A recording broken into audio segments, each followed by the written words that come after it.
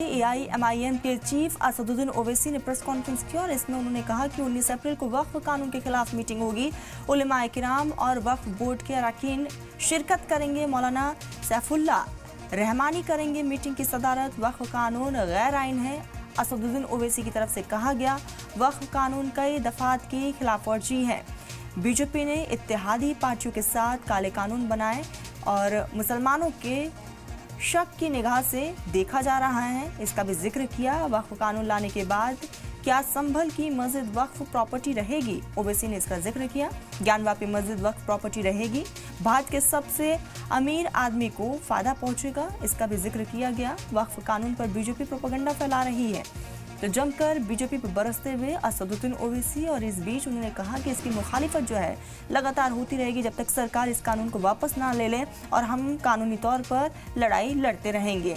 तो AIMIM के chief Asaduddin Owaisi लगातार इस बिल के खिलाफ हैं और उन्होंने कहा कि 19 तारीख को मगरिब की नमाज के बाद एक मीटिंग बुलाई गई है और उस मीटिंग में आगे के प्रोपेगेंडा पर चर्चा की जाएगी। इसके साथ ही उन्होंने कहा कि जब तक सरकार इस बिल को वापस नहीं लेती तब तक हम पीछे नहीं हटेंगे, हम अपनी लड़ाई को इसी तरीके से जारी रखेंगे। तो वक्फ कानून पर बीजेपी प्रोपेगेंडा फैला रही है। बीजेपी पर बरसते हुए असदुद्दीन ओवैसी कहा कि आने वाले समय में इस बिल से मुसलमानों को नुकसान है, मुसलमानों के प्रॉपर्टी पर सरकार कब्जा करना चाहती है। साथ ही साथ कहा कि दुनिया के जितने भी अमीर लोग हैं उसको इसका फायदा होगा। असदुद्दीन ओवैसी की तरफ से कहना रहा। आपको बता दें कि वक्फ कानून की मुखालिफत लगातार हो रही है। कई ऐसे राज्य हैं जहां पर लोग इसकी मुखालिफत कर रहे हैं।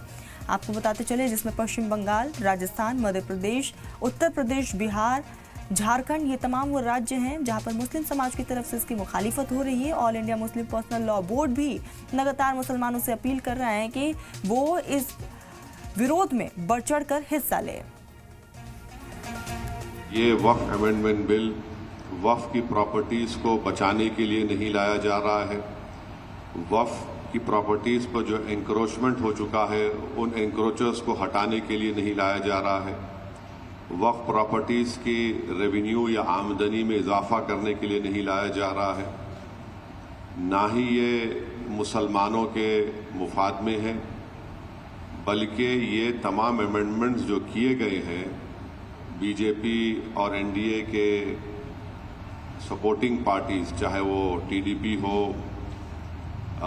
JDU की नीतीश कुमार हो, चंद्राबाबू नायडू हो, चिराग पासवान हो, जयंत चौधरी हो, मांझी साहब हो या फिर कुमारस्वामी हो, तो इनकी सपोर्ट से बीजेपी ने एक काले कानून को बनाया है। मुस्लिम धर्म के एंडोमेंट बोर्ड पर लिमिटेशन एक्ट अप्लाई करके नरेंद्र मोदी की सरकार एंक्रोचर को मालिक बनाना चाह रही है एडवर्स पोजीशन की बुनियाद पर, और फिर आर्टिकल 26 के तहत हर रिलीजियस डिनोमिनेशन को अपने रिलीजियस चैरिटेबल ऑर्गेनाइजेशन बनाने का इख्तियार मिलता है, उसको एडमिनिस्टर करने का इख्तियार मिलता है और मूवेबल और इमूवेबल प्रॉपर्टीज को हासिल करने का इख्तियार मिलता है। ये मुसलमानों से छीना जा रहा है।